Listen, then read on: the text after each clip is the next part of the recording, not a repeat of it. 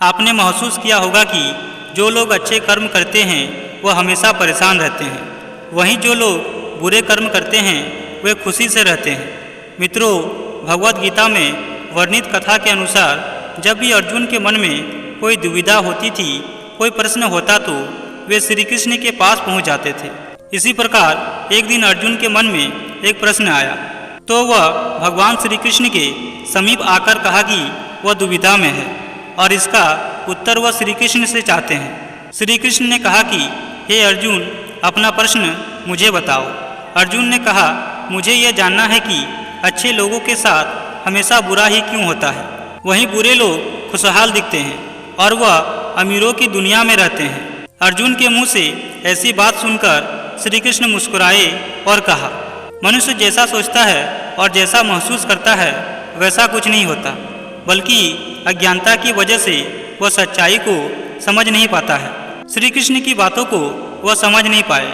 उसके बाद श्री कृष्ण ने अर्जुन से कहा, हे अर्जुन, मैं तुम्हें एक कथा सुनाता हूँ। उसे सुनकर तुम समझ जाओगे कि हर प्राणी को उसके कर्म के हिसाब से ही फल मिलता है। प्रकृति हर किसी को अपनी राह चुनने का मौका देती है और वह मनुष्य की इच्छा पर निर्भर करता है कि उसे धर्म की राह चुननी है या अधर्म की। कथा शुरू करते हुए श्री कृष्ण ने कहा, एक नगर में दो पुरुष रहा करते थे। एक पुरुष व्यापारी था जिसके जीवन में धर्म की बहुत महत्व थी। वह पूजा पाठ में यकीन रखता था। वह हर रोज मंदिर जाता था और दान भी करता था और हर रोज भगवान की पूजा करता था। वहीं दूसरा पुरुष बिल्कुल उसके विपरीत था।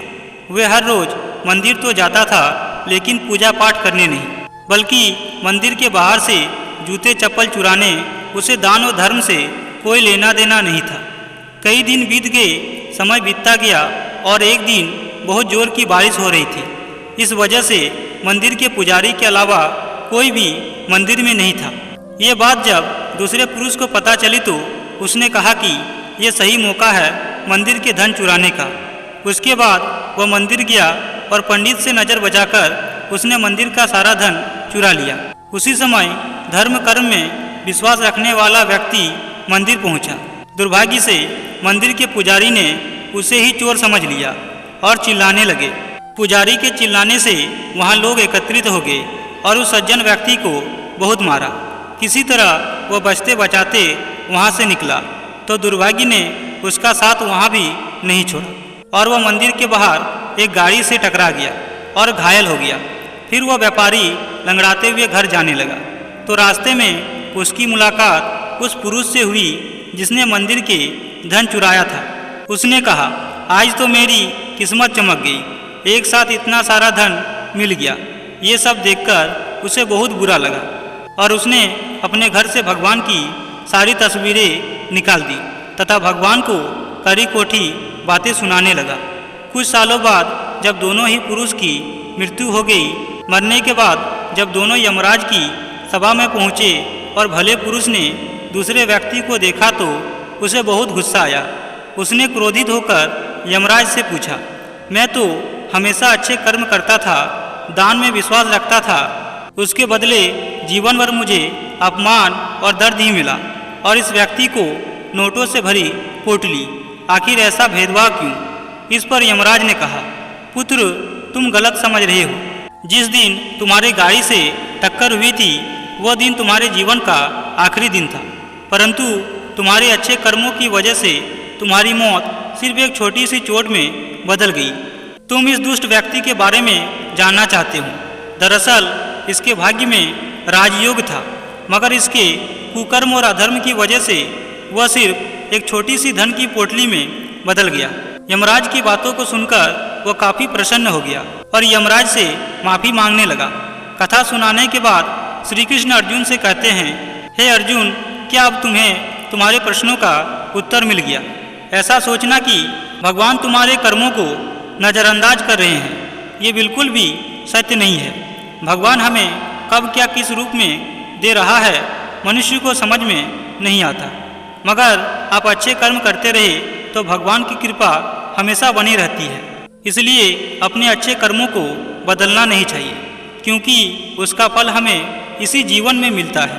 इसलिए मनुष्य का फर्ज है कि वह हमेशा अच्छे कर्म करते रहे, क्योंकि श्री कृष्ण ने गीता में भी बताया है कि किसी के द्वारा किया गया कर्म बेकार नहीं जाता है, चाहे वह अच्छा हो या बुरा।